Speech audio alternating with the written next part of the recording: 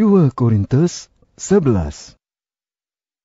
Benarkanlah aku bersikap agak bodoh sedikit. Boleh, bukan? Aku mengambil berat tentang kamu, seperti Allah pun mengambil berat tentang kamu. Kamu seperti anak dara yang suci, yang sudah aku janjikan untuk dikahwinkan dengan seorang sahaja, yaitu Kristus. Aku khawatir fikiran kamu akan dirosakkan, sehingga kamu tidak lagi setia kepada Kristus. Hal itu berlaku kepada Hawa yang ditipu oleh kelicikan ular. Aku lihat betapa relanya kamu menyambut sesiapa sahaja yang datang kepada kamu dan mengkabarkan berita tentang Yesus yang lain, bukan Yesus yang kami perkenalkan itu. Kamu juga menyambut roh dan berita baik yang sama sekali berlainan dengan roh Allah dan berita baik yang kamu terima daripada kami. Aku tahu bahawa aku tidak lebih rendah daripada orang yang kamu anggap sebagai rasul yang istimewa itu. Mungkin aku kurang pandai berkata-kata, tetapi pengetahuanku tentang berita baik itu dalam. Hal itu sudah kami buktikan kepada kamu pada setiap masa dan dalam segala hal. Semasa aku mengkabarkan berita baik daripada Allah kepada kamu, aku tidak meminta bayaran apa-apa pun. Aku merendahkan diri supaya kamu ditinggikan. Adakah hal itu suatu kesalahan? Pada masa aku melakukan pelayanan di kalangan kamu, aku dibiayai oleh jemaah lain. Boleh dikatakan, aku ini seperti merompak jemaah itu supaya dapat menolong kamu. Pada masa itu, aku tidak pernah menyusahkan kamu meskipun aku memerlukan bantuan wang. Segala keperluanku disediakan oleh saudara-saudara yang datang dari Makedonia. Baik dahulu mahupun pada masa yang akan datang, aku tidak akan membebani kamu. Demi ajaran Kristus yang benar dan yang ada padaku, aku berjanji bahawa tidak seorang pun di seluruh negeri Akhaya dapat menghapuskan kebanggaanku. Adakah aku berkata demikian kerana aku tidak mengasihi kamu? Allah tahu bahawa aku mengasihi kamu. Apa yang aku lakukan sekarang akan aku lakukan terus-menerus, supaya rasul-rasul yang lain itu tidak mempunyai alasan untuk berbangga dan berkata bahawa mereka bekerja seperti kami. Mereka rasul palsu. Mereka berdusta tentang kerja mereka dan mereka menyamar seperti rasul Kristus. Hal itu tidak menghairankan. Iblis pun dapat menyamar seperti malaikat yang gilang gemilang.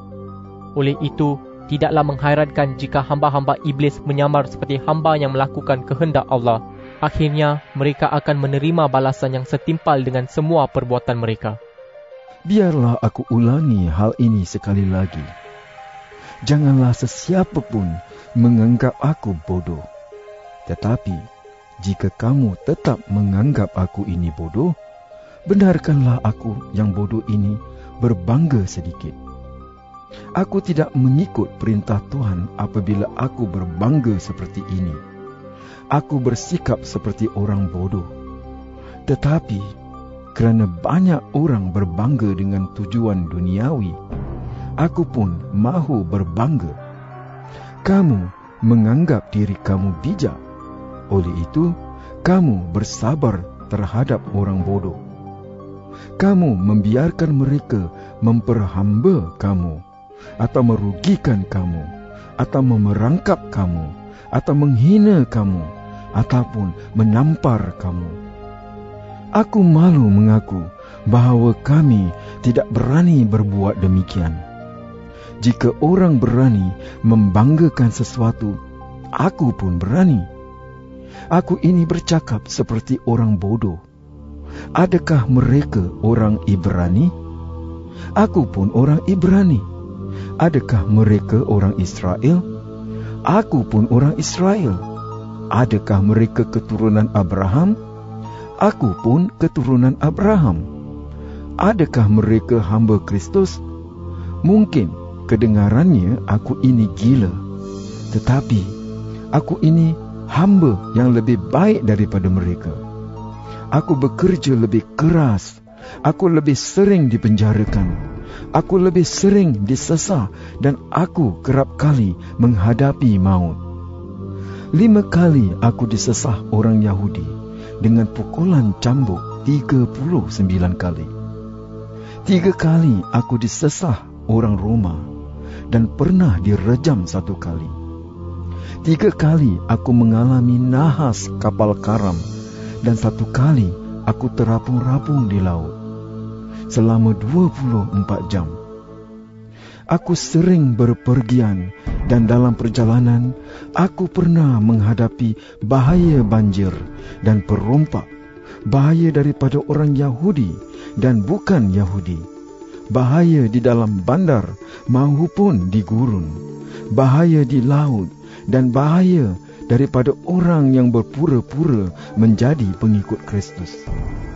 Aku bekerja mati-matian, kerap kali tidak makan, tidak minum dan tidak tidur, lapar, kesejukan kerana kurang pakaian dan tidak mempunyai tempat tinggal.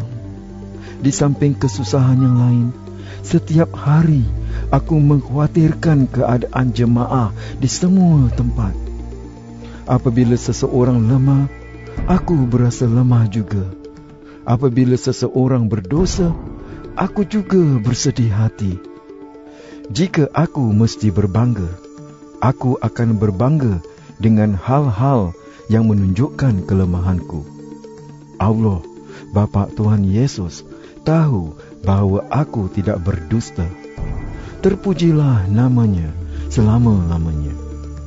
Ketika aku di Damsyik, gubernur yang dilantik oleh Raja Aretas memerintahkan askar-askarnya menjaga pintu kota untuk menangkap aku.